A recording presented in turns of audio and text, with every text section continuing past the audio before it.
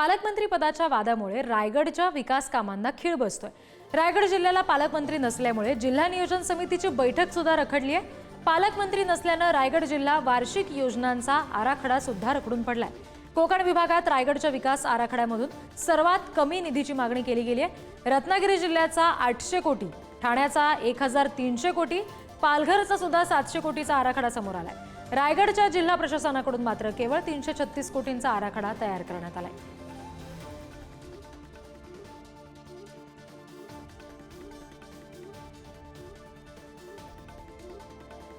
रायगडचे दैनिक पुढारीचे प्रतिनिधी जयंत धुळप सध्या आपल्याशी जोडले गेलेले आहेत। त्यांच्याशी या संदर्भात आपण बोलूया। जयंत, ही जी काही कमी निधीची तरतूद आता झालेली आहे किंवा जी मागणी झालेली आहे त्याला पालकमंत्री नसणं हे कारण ठरतंय का?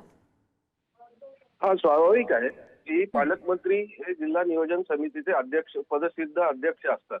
त्यांच्या अध्यक्षतेखाली एक समितीची पूर्व बैठक होते, त्याच्यामध्ये आराखडा प्रायमरी तयार केला जातो। हा जो आराखडा आहे 336 कोटींचा, हा प्रशासनाच्या स्तरावर तयार केलेला आराखडा आहे। याच्यामध्ये जे जिल्ह्यातले लोकप्रतिनिधी म्हणजे विशेषतः आमदार आणि जिल्हा नियोजन समितीचे सदस्य यांच्याकडनं जे प्रस्ताव येत असतात ते याच्यामध्ये नाही आहेत।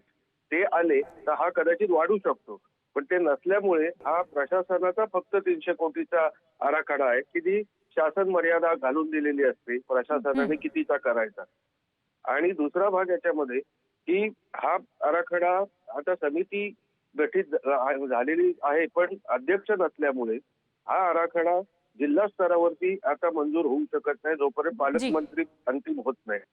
अशा परिस्थितीमध्ये आता रायगडचा योजनेचा आराखडा हा